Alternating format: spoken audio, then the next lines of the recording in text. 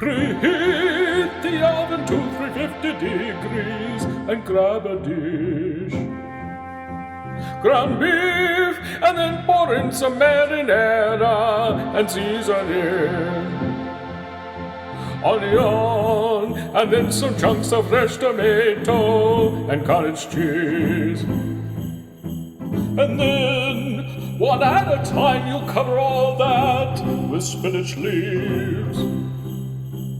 Cheddar, crescent rolls on top. Take your dish and then you can just pop it in the oven. 25 minutes is all that it will take. That is how you make the Italian Crescent Bake.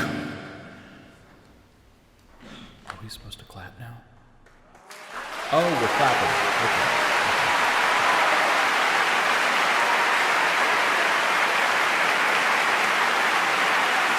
Wow, that was really good.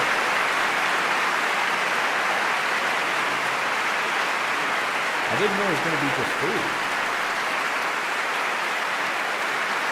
I think I might try and make that dish sometime.